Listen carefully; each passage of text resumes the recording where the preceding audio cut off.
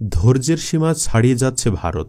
এতদিন মুখে নানান হুমকি ধামকির পর এবার ধ্বংসলীলা শুরু করেছে। আগরতলায় বাংলাদেশের সহকারী হাই কমিশন তছনছ করার পর সীমান্ত দিয়ে বাংলাদেশে ঢোকার চেষ্টা করছে ভারতীয়রা। নিজেরাই যেখানে নিরাপত্তা দিতে ব্যর্থ, সেখানে আবার মমতা কূটনীতিটা বাংলাদেশে নিরাপত্তা জোরদারের কথা বলেছে। এসবের বিপরীতে গর্জে উঠেছে বাংলাদেশও। এতদিন কেবল দেশের জনগণ ভারতের বিপক্ষে কথা বললেও এখন কথা বলছে সরকারও। এমনকি নিজেদের ভুল শুধরে নিয়ে ভারতকে কড়া হুমকি দিয়েছে বিএনপিও। আর দেশবাসী ও আলেম ওলামারা তো রাজপথে নেমে গিয়েছে। ভারতের বাড়াবাড়ি নিয়ে কে কি বলছেন তারই বিস্তারিত থাকছে জীবনের কথার আজকের এই পর্বে।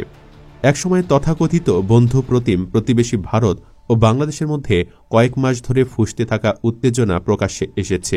বিশেষ করে চিন্ময়কে রাষ্ট্রদ্রোহের অভিযোগে গ্রেফতারের পর ভারতীয়রা যেন একটু বেশি লাফালাফি শুরু করেছে।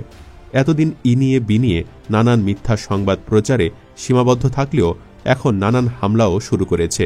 ভারতের আগরতলার কুঞ্জ বনে বাংলাদেশ সহকারী হাই কমিশন প্রাঙ্গণে হামলা ভাঙচুর ও জাতীয় পতাকা অবমাননার মতো কাণ্ড ঘটিয়েছে ভারতীয়রা। বাংলাদেশের সংখ্যালঘুদের ওপর কথিত নির্যাতন ইস্যুতে ভারতে একের পর এক বিক্ষোভের ঘটনা ঘটছে। এরই মধ্যে এবার আগরতলা ত্রিপুরায় অবস্থিত বাংলাদেশি সহকারী হাই কমিশনে হামলা চালিয়েছে উগ্র ভারতীয়রা। ইসকনের সাবেক সদস্য চিন্ময় দাস প্রভুকে অবৈধভাবে গ্রেফতার করা হয়েছে এমন অভিযোগ তুলে ভারতের ডানপন্থী সংস্থা হিন্দু সংগ্রাম স্মৃতি ত্রিপুরায় বাংলাদেশি সহকারী হাই কমিশনে হামলা চালায়। এর আগে সিলেটের সুতারকান্দি স্থলবন্দরের ওপারে ভারতের আসাম রাজ্যের করিমগঞ্জ এলাকায় হিন্দু ঐক্য মঞ্চের কয়েকশো নেতাকর্মী বাংলাদেশ অভিমুখে মার্চ করেছে। এক পর্যায়ে তারা বাংলাদেশে প্রবেশেরও চেষ্টা চালায়। এ সময় ভারতীয় সীমান্তরক্ষী বাহিনী বিএসএফ ও করিমগঞ্জ পুলিশের সদস্যরা কাঁটাতারের ব্যারিকেড দিয়ে তাদের বাধা দেয়। বাংলাদেশে কথিত সংখ্যালঘু নির্যাতনের অভিযোগ তুলে হিন্দু ঐক্য মঞ্চের ব্যানারে ভারতের কয়েকশো নাগরিক বাংলাদেশ অভিমুখে এ মার্চে অংশ নেন। সামাজিক যোগাযোগ মাধ্যমে ভারতীয় নাগরিকদের বাংলাদেশ অভিমুখে এ মুভমেন্টের একাধিক ভিডিও ছড়িয়ে পড়ে। এরপর থেকে সিলেটসহ সীমান্ত এলাকাগুলোতে তোলপাড় শুরু হয়। সামাজিক যোগাযোগ মাধ্যমে ছড়িয়ে পড়া কয়েকটি ভিডিওতে দেখা গেছে সুতারকান্দি সীমান্ত চেকপোস্টের অদূরে ভারতের আসাম রাজ্যের করিমগঞ্জে একটি রাস্তায় বিএসএফ জওয়ানরা সড়কে কাঁটাতারের ব্যারিকেড দিয়ে রেখেছেন। ব্যারিকেডের পাশেই কয়েকশো ভারতীয় নাগরিক বাংলাদেশে আসার জন্য পুলিশের সঙ্গে ধস্তাধস্তি করছিল। এক পর্যায়ে পুলিশের সঙ্গে বিএসএফ জওয়ানরাও পরিস্থিতি স্বাভাবিক রাখতে যোগ দেন। এই যখন দেশটির অবস্থা, তারা নিজেরাই যখন নিজেদের নিরাপত্তা নিশ্চিতে ব্যর্থ, তখনই মমতা কূটনী আবার বাংলাদেশের নিরাপত্তা নিয়ে কথা বলেছে। এর আগে শুভেন্দ্র নামের এক কূটনা বেশ কিছুদিন ধরেই ছাগলের ৩ নাম্বার বাচ্চার মতো তিরিং বিডিং করতেছে। তবে তার কথা কানে নেবার মতো কিছু ছিল না। কিন্তু মমতাকে তো ছেড়ে দেওয়া যায় না। তাই এরই মধ্যে মমতার কথার জবাব দিতে শুরু করেছে বাংলাদেশ সরকার। এর বাহিরে দেশের নানান প্রান্তে সাধারণ জনতা কর্তৃক প্রচুর বিক্ষোভ মিছিল হচ্ছে। তবে সবাইকে ছাপিয়ে মমতাকে কড়া জবাব দিয়ে আলোচনায় যুব ও ক্রীড়া উপদেষ্টা আসিফ মাহমুদ। তিনি ভারতের আইনশৃঙ্খলা রক্ষা বাহিনী হাই কমিশনে নিরাপত্তা দিতে ব্যর্থ হলে দেশটিকে জাতিসংঘের শান্তিরক্ষী বাহিনীর সহায়তা চাওয়ার পরামর্শ দিয়েছেন। সেক্ষেত্রে বাংলাদেশ ভারতকে সহায়তা করতে পারে বলে জানিয়েছেন তিনি। উপদেষ্টা তার প্রশ্নে বলেন, যদি ভারতের আইনশৃঙ্খলা রক্ষা বাহিনী হাই কমিশনে নিরাপত্তা দিতে ব্যর্থ হয়, তাহলে জাতিসংঘের শান্তিরক্ষী বাহিনীর সহায়তা চাইতে পারে। সেক্ষেত্রে শান্তিরক্ষা মিশনে সৈন্য সহায়তা বাড়িয়ে সহযোগিতা করতে পারে বাংলাদেশ। এমনকি সময়ের বিতর্কিত উপদেষ্টা আসিফ নজরুলও ভারতকে ছাড় দেননি। ফেসবুকে তিনি লিখেছেন, আজকে ভারতের আগরতলায় বাংলাদেশের সহকারী হাই কমিশন তছনছ করা হয়েছে। বাংলাদেশের পতাকায় অগ্নিসংযোগ করা হয়েছে। হিন্দু সংঘর্ষ সমিতি নামে একটি সংগঠনের সদস্যরা এই ন্যাক্কারজনক ঘটনা ঘটিয়েছে। এই ঘটনা মুসলিম সংঘর্ষ সমিতি নামের কোনো সংগঠন বাংলাদেশে করলে কেমন আক্রমণাত্মক প্রচারণায় মেতে উঠত ভারত বলে প্রশ্ন তুলেন তিনি।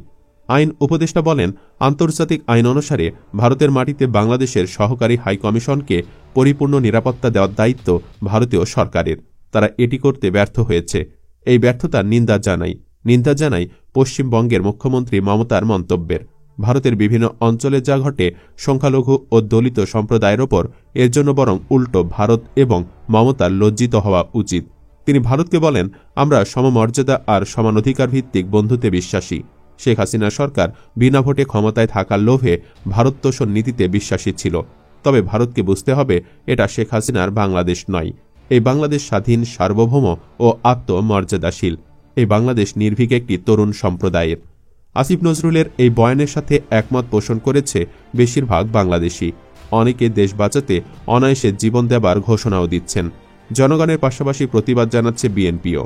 ভারতের পশ্চিমবঙ্গের মুখ্যমন্ত্রী মমতা বন্দ্যোপাধ্যায় বাংলাদেশের জাতিসংঘের শান্তিরক্ষী বাহিনী পাঠানোর প্রস্তাবের তীব্র নিন্দা জানিয়েছেন বিএনপির জ্যেষ্ঠ যুগ্ম মহাসচিব রুহুল কবির রিজভী। তিনি বলেন, মমতা বাংলাদেশের স্বাধীন মর্যাদাকে অগ্রাহ্য করেছেন। তার বক্তব্য বাংলাদেশের স্বাধীনতা ও সার্বভৌমত্বকে অবজ্ঞা করার শামিল এবং একটি স্বাধীন দেশের ওপর সরাসরি হস্তক্ষেপের হুমকি। রিজভী বিস্ময় প্রকাশ করে বলেছেন, তাদের কি মাথা ব্যথা শুরু হয়ে গেছে বাংলাদেশ নিয়ে? বাংলাদেশের কোথায় অশান্তি ঘটছে? এদেশে যত অশান্তি ঘটেছে, যত রক্তপাত হয়েছে, যত গুম খুন হয়েছে, সব তো হয়েছে শেখ হাসিনার আমলে। এখন বাংলাদেশে গণতান্ত্রিক পরিবেশ বিরাজ করছে, মানুষ নির্বিঘ্নে সহাবস্থান করছে। বিএনপির এ নেতা বলেন, এদেশের মানুষ মমতা বন্দ্যোপাধ্যায়কে একজন অসাম্প্রদায়িক ও উদার দৃষ্টিভঙ্গির মানুষ হিসেবেই জানত। তার বক্তব্যে আবারও প্রমাণিত হল কট্টর হিন্দুত্ববাদী ও মমতা বন্দ্যোপাধ্যায়ের মধ্যে কোনো পার্থক্য নেই। রিজভির পর মমতার বক্তব্য বাংলাদেশের স্বাধীনতার সার্বভৌমত্বের প্রতি হুমকিস্বরূপ মন্তব্য করে অবিলম্বে এই ধরনের বক্তব্য প্রত্যাহারের দাবি জানিয়েছেন মির্জা ফখরুল ইসলাম আলমগীর। মির্জা ফখরুল বলেন, সকালে কয়েকটি পত্রিকায় একটা সংবাদ দেখলাম যে ভারতের পশ্চিমবঙ্গ রাজ্যের মুখ্যমন্ত্রী যে উক্তি করেছেন বাংলাদেশ সম্পর্কে, সে বিষয়ে আমি বক্তব্য না রেখে পারছি না। মমতা যে উক্তি করেছেন বাংলাদেশের শান্তি বাহিনী প্রেরণের, এটা সম্পূর্ণভাবে বাংলাদেশের স্বাধীনতা সার্বভৌমত্বের প্রতি একটা হুমকি স্বরূপ এবং আমরা মনে করি এই বক্তব্যের মধ্য দিয়ে নেতৃবর্গের যে দৃষ্টিভঙ্গি তা কিছুটা হলেও প্রকাশিত হয়েছে। বিএনপির মহাসচিব আরও বলেন, আমি মনে করি যে পশ্চিমবঙ্গে মুখ্যমন্ত্রী মমতা বন্দ্যোপাধ্যায়ের এই বক্তব্য তারা অবিলম্বে প্রত্যাহার করা উচিত। এই ধরনের কোনো চিন্তা করাও তাদের উচিত হবে না, কারণ বাংলাদেশের মানুষ মুক্তিযুদ্ধ করে স্বাধীন হয়েছে এবং সম্প্রতি একটা বিপ্লবের মধ্য দিয়ে তারা গণতন্ত্রকে ফিরে পেয়েছে।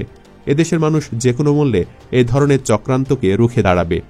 এছাড়া বিশ্বের যে কোনো দেশের তুলনায় বাংলাদেশের সংখ্যালঘুরা অনেক নিরাপদ ও সম্মানের সঙ্গে আছে জানিয়ে আমার দেশ পত্রিকার সম্পাদক মাহমুদুর রহমান বলেছেন, বাংলাদেশ একটি কঠিন সময়ের মধ্য দিয়ে যাচ্ছে, কারণ ভারত কোনোদিন বাংলাদেশের স্বাধীনতা মেনে নিতে পারেনি। মহান জুলাই বিপ্লবে প্রকৃত স্বাধীনতা লাভের মধ্য দিয়ে এবং শেখ হাসিনার পতনের সঙ্গে সঙ্গে ভারতের হেজিমনিরও পরাজয় শুরু হয়েছে। আর এটা মেনে নিতে না পেরে ভারত 5 আগস্টের পর থেকে নানা ষড়যন্ত্র করছে। বর্তমানে তারা সংখ্যালঘু কার্ড ব্যবহার করে ষড়যন্ত্রের অপচেষ্টা করেছে। অথচ এদেশের সংখ্যালঘুরা অনেক নিরাপদে আছে। এদেশের আলেম থেকে শুরু করে সংখ্যাগরিষ্ঠরা সবসময় তাদেরকে নিরাপত্তা দিয়ে আসছে। উল্টোদিকে ভারতের সাধুরা মুসলিমদের হত্যার দাবি করে।